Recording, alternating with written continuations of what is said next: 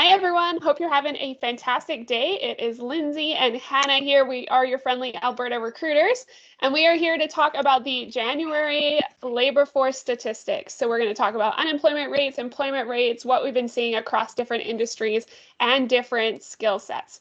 So to start things off, I've got to be a bit of a bearer of bad news, only a little bit of bad news. We'll tell you why it's a little good as well in a bit.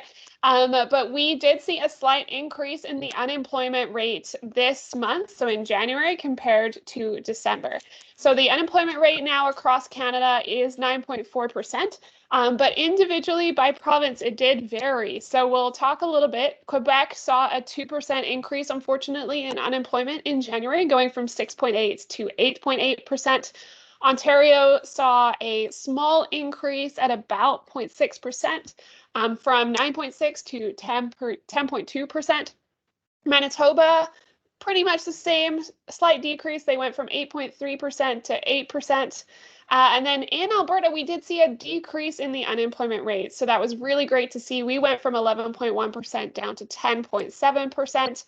And BC, we did see an increase. So that went from 7.2% to 8% in January. So pretty varied, but the provinces with the highest kind of density in population did see those increases at a greater rate of unemployment than the rest of the country.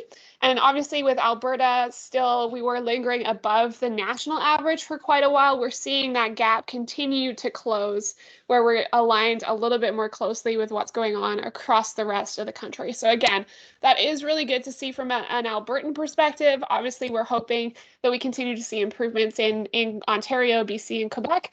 But definitely still really good news for Alberta and some of the more rural, less densely populated provinces and our industries within them. So with that, I'm going to hand it to Lindsay to chat about some of the specific industries. Yeah, absolutely. I'm going to try and turn this to a positive with some of kind of the highlights that I want to talk about. So in the goods producing sector, employment in construction rose by 40,000 jobs, or an increase of 2.8% in January, which is a main reason why it drove gains in Alberta. It also says it drove gains in Quebec. So kind of worried to see if that wasn't the fact of how much Quebec's employment rate would have fell. And another awesome kind of highlight here, a number of industries with a high proportion of full-time employment, including professional, scientific, and technical services, specifically in finance, insurance, real estate, rental, and leasing, have recovered to pre-COVID employment levels in recent months, which is fantastic to hear that those specific industries are finally getting back to pre-COVID levels. Just great to hear that is a trend and that industries are getting there. So hopefully that will be a trend to follow in the other industries to get there. Mm-hmm. And so to break that down a little bit into kind of actual roles and specialization. So management occupations, we saw unemployment increase to 2.6% in January from 2.2% in December. So that was everywhere in the country except for Alberta, where it stayed pretty steady. Business, finance, and admin, we saw the national unemployment rate rise from 4% to 4.7%. So again, this was an increase in Quebec, Ontario, and BC, but not in Manitoba and Alberta.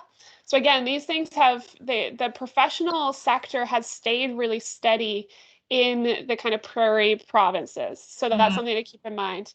Natural and applied sciences and those kind of related cluster of occupations held steady, 3.5%, slight increase in Quebec, Alberta, and BC, slight decrease in Ontario, Manitoba, pretty consistent again across from month to month. And then social sciences, we saw the national unemployment rate increase by 0.3% in January. So that again, an increase in Quebec, Ontario, and Manitoba, no increase in Alberta and BC. It actually decreased in Alberta and BC. So just to break it down a little bit into what we're seeing in each industry, it's a very, very varied pot right now. It's varied. I mean, we knew unpredictability was the whole trend of the March through December of last year, and we're going to continue to see that instability, unfortunately, as we progress through the beginning of this year. As things begin to settle out for our kind of COVID rates, as we're able to decrease the amount of shutdowns and increase the amount that we can be out in the businesses that we want to be in, that's obviously going to increase our employment rate as well. So we can only do everything we can right now, without getting too political, to make sure that we're doing everything to reduce COVID rates and get us to be as healthy of a country as possible at this point.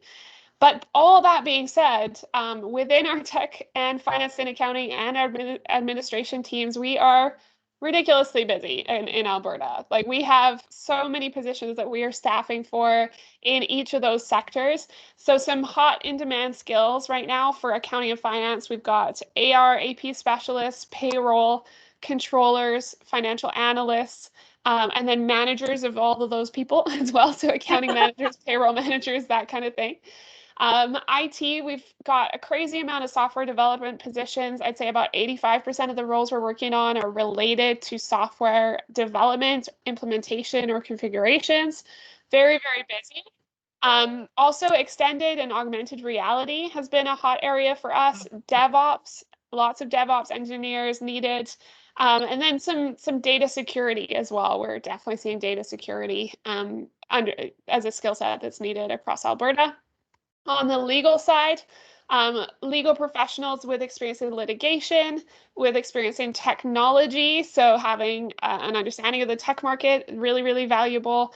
And then bilingual law clerks with backgrounds in family, labor, employment, and real estate law. Real estate has been huge, so real estate law is very, very busy at the moment. Admin side, call center and customer service reps, admin assistants, data entry, and executive assistants.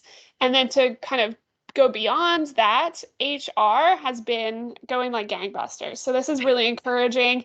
We've been seeing a ton of HR recruitment that we've been helping our clients with. And usually when we see an influx of HR or recruiter roles, that's when we start to see an influx in hiring with those organizations across the board.